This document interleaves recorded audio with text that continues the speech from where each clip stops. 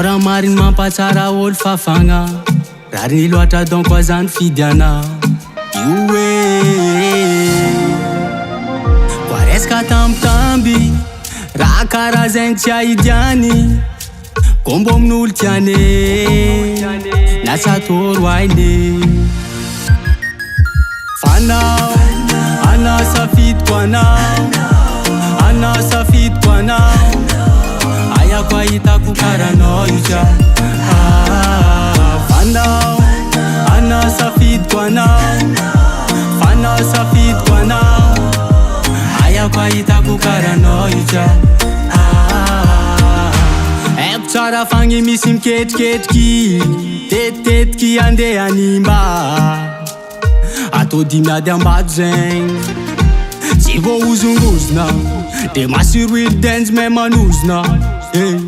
Aomby le bevozona, tsy milefa malo. Te matokisana fa telatsoniko fongia, aleko antranganao. Fa tsy tiako atsika misitisitrika, sady anony zay tsy vita. Atokisa zafa telatsony fombatsika. Ovadiko hoe tiako andeha. Fanao, anao safidiko anao, anao safidiko anao. Aya koa hitako karanao io dra. Fanao, anao safidiko anao, fanao safidiko anao. Aya koa hitako karanao io dra.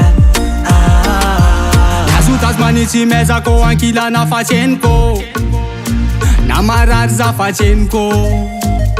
Tratran'lo vitro, res tegna res bebza. Love tegna love iza. Ankilanao mafalifaja, nahitako asambaram-piaignana.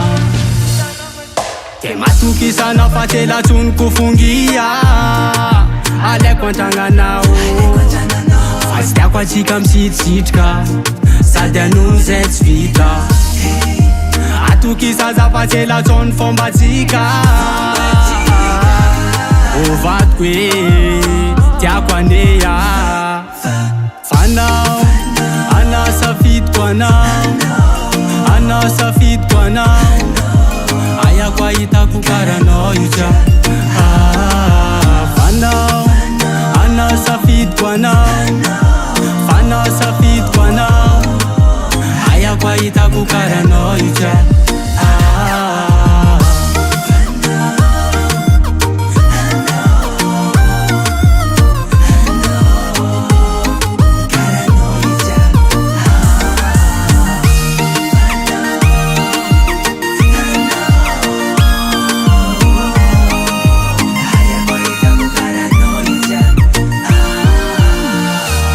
Recording by Stefan Julo.